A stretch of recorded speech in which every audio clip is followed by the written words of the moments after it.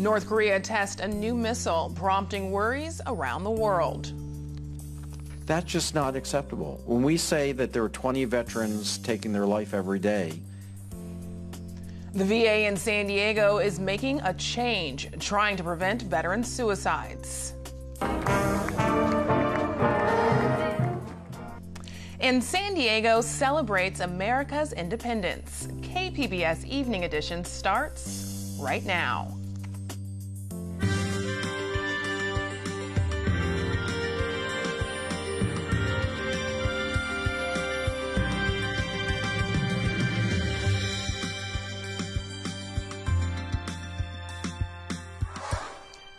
Good evening, and thanks for joining us. I'm Ebony Monet.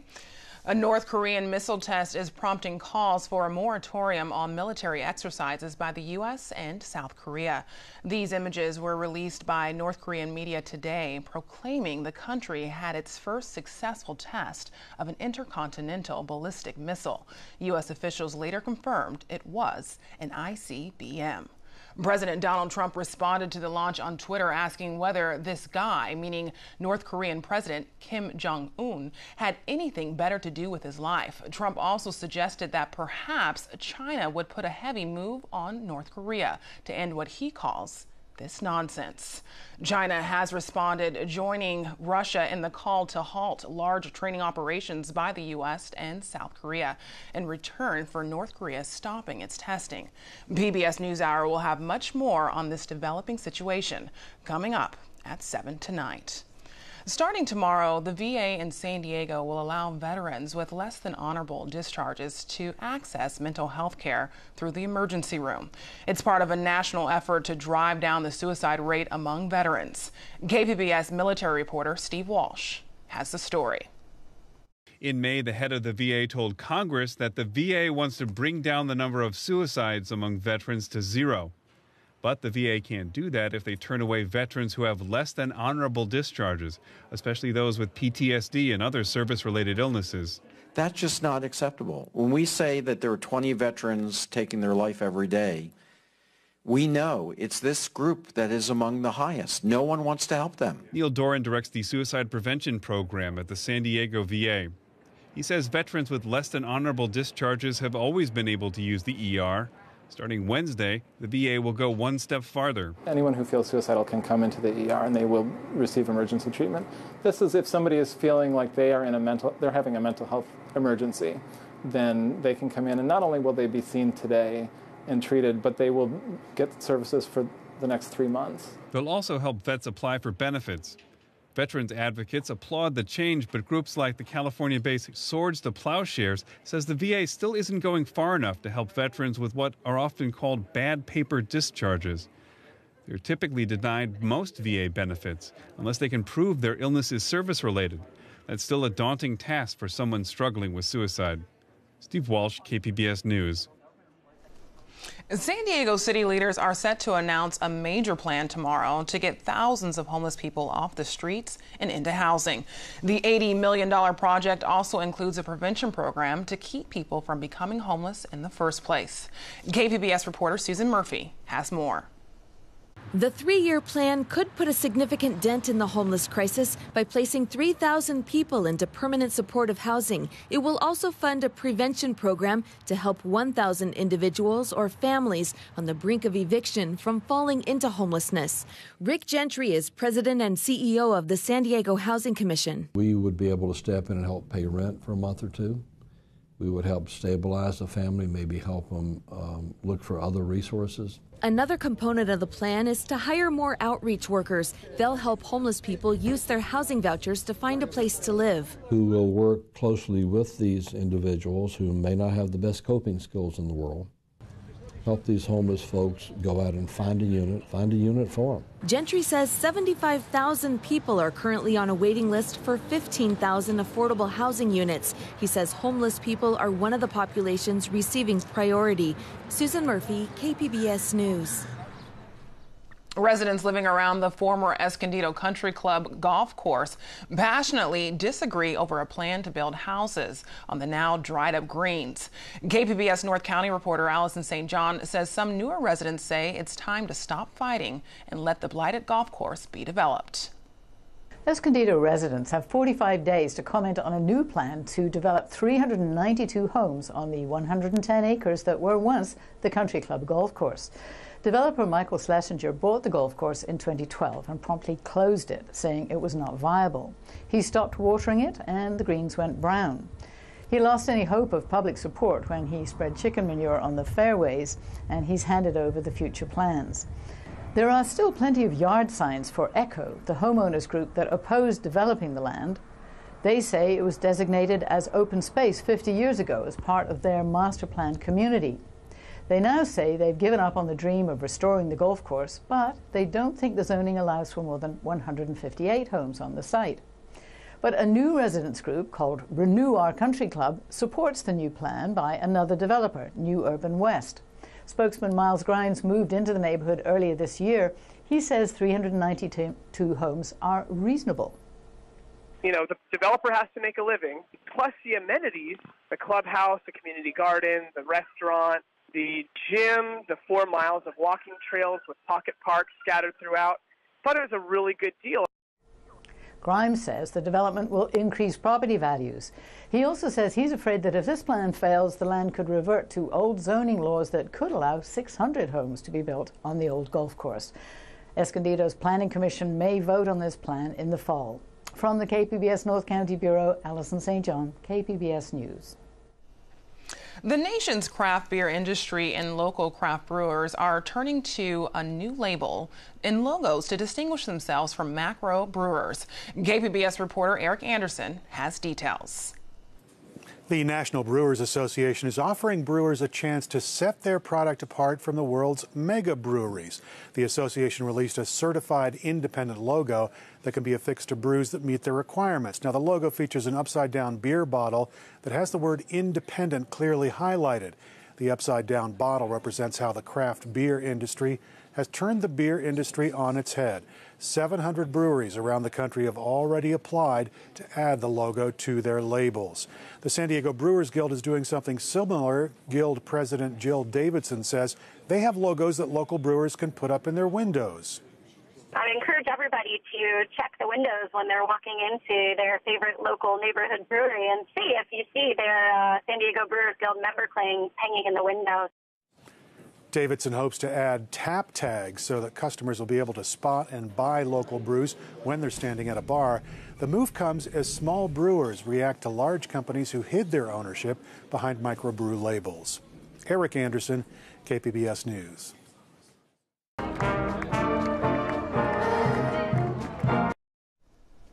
Marching through Coronado for the 4th of July, San Diego kicked off this year's Independence Day parade with live music, odd games, and patriotic deeds. Children lined up at the event with chalk for some pre-parade traditions. So every year we pass out chalk before the parade starts, and the kids get to draw circles, and if a horse poops in the circle, you get a prize. The world's second oldest Pearl Harbor survivor also made a guest appearance. San Diegans are getting ready to cap off their 4th of July celebrations with the traditional fireworks shows. The biggest one in town will be the Big Bay Boom on San Diego Bay. 500,000 people are expected for this one, and a traffic advisory is in effect around the bay. There are plenty of other shows in the county, though. We put together a list for you.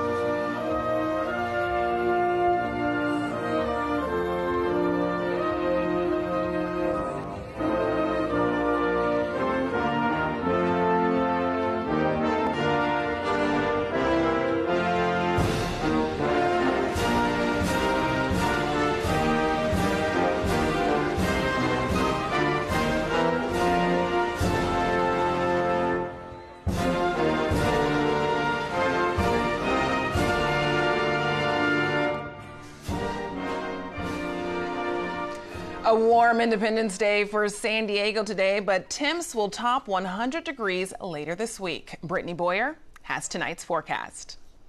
Hopefully you've had a great Independence Day. We'll take a look at what's going to be going on over the next couple of days. Well, above normal temperatures, so great.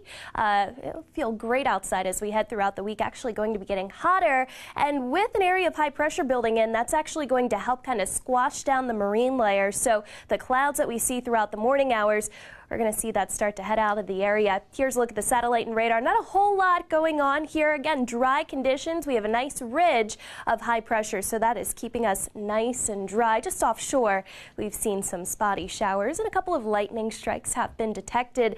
As we get into tonight, we'll start off partly cloudy, temperatures in the mid-60s, so near normal for tonight, but late tonight, those low clouds will be building in. I think we will have a little bit more in the way of cloudier conditions as you step outside the door tomorrow morning, especially near the coastal locations. Borrego Springs, 81 degrees for your overnight low. Mount Laguna, 61, closer to the coast here in San Diego. Again, temperatures tonight, mid-60s. All right, as we head into your Wednesday, well, the sizzling heat continues throughout the southwest here. You'll notice that we are starting to get some spotty showers and thunderstorms. It looks like over the mountainous locations. That will be a common theme, especially as we get toward the end of the week. Of course, the coastal locations, that's where we keep it cool and comfortable at the beach, but farther inland out toward the desert, that is where it will be getting very hot here. Over the next couple of days, temperatures tomorrow, Oceanside 75, San Diego 75, and Mount Laguna, we could see a shower or storm around with temperatures in the low 80s. Here's a look at your coastal location extended forecast. Again, next couple of days, lots of sunshine. We'll start off with low clouds, but you'll notice by the end of the week, not really dealing with that marine layer here. Inland, it gets very hot, especially Saturday. Friday and Saturday will be the peak of the heat with temperatures in the mid to upper 90s. Out in the mountain, we'll see a shower or storm around on Wednesday, and we'll keep a shower and storm in spots right through the weekend here. So you will want to keep your eye to the sky. In the desert, stay hydrated. It stays very hot this week with temperatures in the triple digits. For KPBS, I'm Brittany Boyer. Today, we celebrate our nation's independence. Tomorrow, a historian is launching a campaign to preserve the letters of the servicemen and women who fought to protect that independence. Andrew Carroll is behind the 1 Million Letter Project. He wants to collect war-related correspondence from every conflict in U.S. history. He has a handwritten letter from 1775, the American Revolution, another one from World War II. It has a bullet hole and fire burns after the author on the front lines was shot. This is another letter we have that was written inside of a ship at Pearl Harbor. So this is a sailor who was describing to his sister at 9:05 a.m. Sunday morning, December 7th, 1941, what it was like to be at Pearl Harbor as the bombs were falling. Now, obviously he survived, which is why we have the letter. The letter collection starts tomorrow at the San Diego County Office of Education. Arab-American playwright Yusuf El-Guindi writes quintessentially American stories about the immigrant experience. From our sister station, KCTS producer Layla Cosme shows us the common thread in his stories. I've been an immigrant since the age of 3. Even returning back to Cairo, I felt slightly like a foreigner there. I always say my plays are quintessentially American narratives because they're about the immigrant. I'm just trying to write three-dimensional characters. I follow an impulse. I follow a series of character voices. There's something in these voices and their situation that interests me as a playwright. There's a great sense of humor with Yusuf's work. I mean, the underlying themes are serious, but he is a writer with a lot of humor inherent in who he is, and it's a very quirky, very wonderful sense of humor.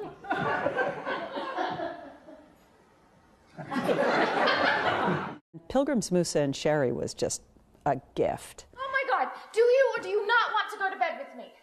There is no right or wrong answer. I won't think you're a pig if you say yes. Let me just say yes for you. It's a story about an immigrant and an American waitress and their journey together to find a common path. That also is a play about the hope that immigrants have when they come to a new place, that they can start anew, pursue things that they possibly couldn't have pursued if they'd stayed in their home countries. And I pick Arab American or Muslim American characters because it's easier for me to make references to those cultures. But, you know, they are also essentially immigrant stories. And so it's a way of saying, well, you know, your perception of Arabs and Muslims may be this, but actually you're probably wrong, given what you're exposed to in the mainstream media. We don't need rescuing. Everyone needs allies. A partnership, yes.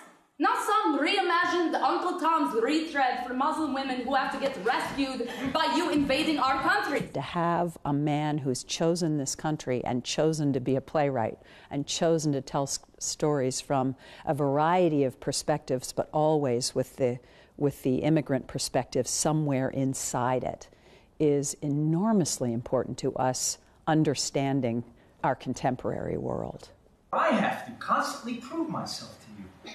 And I don't even know what it is I'm trying to prove anymore. That I'm not like other guys, that I understand and respect your freedoms, that I believe in your right to have your fantasies. What? Threesome, really, the trigger is the Egyptian Revolution. It's about a woman trying to assert her control over her own body and sexuality after a sexual assault that happened during the revolution. It's not that I set out to write specifically about immigration, but my characters tend to be strangers, outsiders, people who are trying to adjust. Look, Sherry, I invite you up because you seem like a nice lady. I not know many people. I say next time I give this lady a ride, I say something. We are a multicultural society. If we can't tell each other stories, then we can't come together. Nomads setting out to cross the Sahara Desert. Pilgrims making their way to Mecca have smaller distances to travel than two kids waiting in for a first kiss. Arab American playwrights, I think they're a new voice on the scene. I think they're still knocking on the door. They're making some headway, but it's still a challenge. I think theaters still are adjusting and trying to figure out culturally where these plays fit in.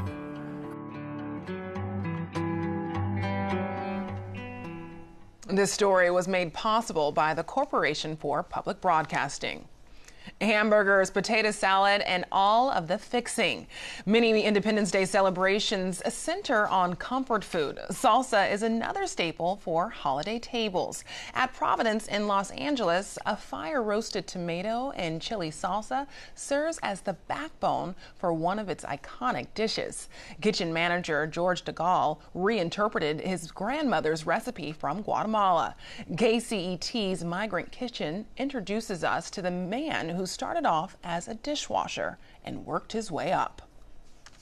Behind every kitchen in Los Angeles, I don't care if it's a sushi restaurant, a Mexican restaurant, a fine dining establishment, there's a Mexican or a Central American in the kitchen. And it's not just the dishwashers. And a lot of people say, well, you know, it's because of cheap labor. Well, they're willing to do it. And really, that's not what it is. It's actually people that are very skilled at doing this. You need a professional.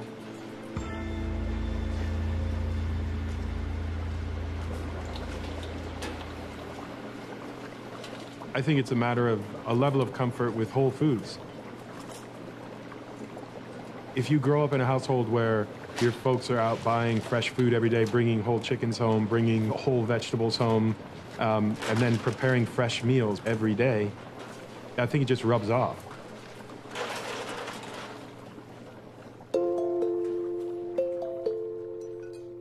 My grandma she's the one who always will make like really good food, and that's my inspiration. Chef Michael's like make the best like bomb-ass sauce you ever made. So that's chirmol. What's chirmol? It's a Mayan word.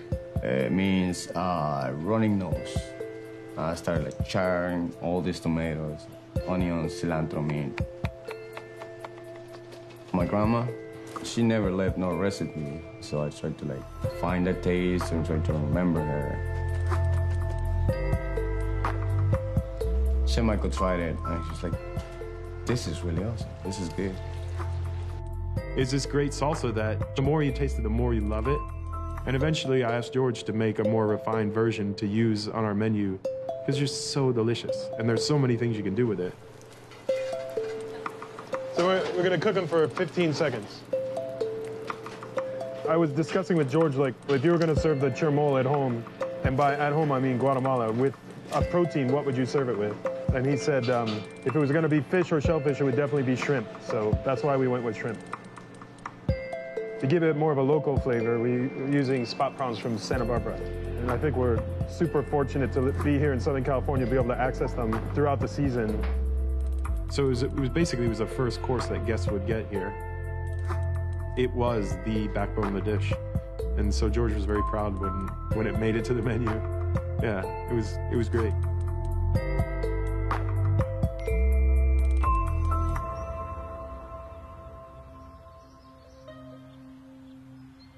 The difference between me and George, I was living in the States at the time, and my brother was living in Guatemala. They have a very big gang problem over there. So he'll tell me, oh, I got beat up, or they try to beat me up, or they try to rob me. You will have like gang members right outside of the school, and the inside of the school want you to jump in or want to beat you up outside. So it was either being with them or being against them. It's sad, you know, hearing about my brother struggling, and I'm here living comfortable, and while he's over there trying to just survive. Now he's a father to 2 young boys, and, you know, he's had his struggles and he's had his issues over the years. I can't imagine this place without him. He's as valuable to his restaurant as any of the other chefs, and he has a sense of ownership and pride about what he does. He just pushes every day, pushes himself, pushes the people around him, so that he meets like his own very high standard for what he does. And that's, I don't know, you really can't ask for more than that. You can see more of the Migrant Kitchen at kcet.org.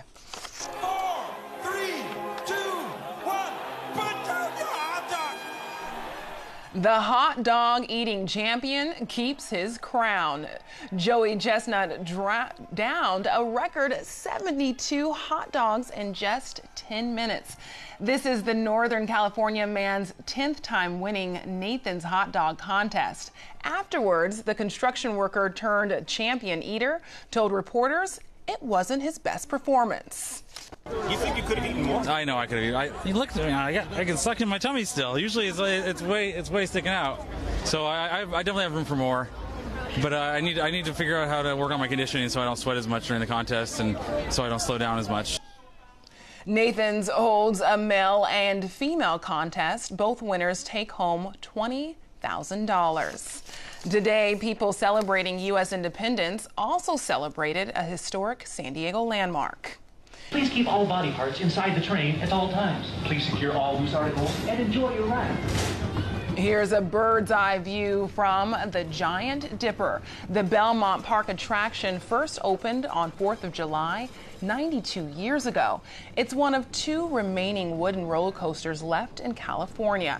It was once considered a Mission Beach eyesore after falling into disrepair and being shut down for much of the late 70s and 80s. Thanks to a group of concerned citizens, a national landmark designation, and a $2 million renovation in 1990, today the coaster remains a crowd draw. The Goodyear Tire Company is training pilots of its iconic blimps to fly new airships. There are fewer airship pilots than astronauts, making it one of the rarest jobs in the world. Associated Press reporter Dick Kang has a story. Whether it's a baseball game, basketball, or dotting the skyline, the iconic Goodyear blimp can be spotted hovering over some of the country's biggest events. And it's no small feat to land one of aviation's toughest gigs. Being an airship pilot is more rare than being an astronaut. There are only about 40 blimp pilots in the world. Earlier this year, Goodyear deflated the last of its aging fleet, replaced by a newer model that looks the same but has a structured frame so it doesn't deflate when the helium is drained. The company plans to keep calling them blimps. While the latest fleet is faster and more maneuverable, the training is just as intense. It's a very unique type of flying, so we have a lot more hours in the aircraft than your average pilot would. The control panels look similar to a typical cockpit, but unlike commercial jets, there's no autopilot. You know, it's what we call very instinctive type of flying. Pilots, we call it seat of the pants flying. You feel what the ship's doing before the ship actually does it. The recent crash of a small advertising blimp at the U.S. Open underscores the dangers of piloting airships. Goodyear says its pilots have to go through 200 hours of airship practice before they're deemed safe to fly. I have a lot of book knowledge that I had to study. Our manual is like this thick that I have to go through. Because of the airship's jumbo size, high winds and rainy weather blow them around a lot more than planes.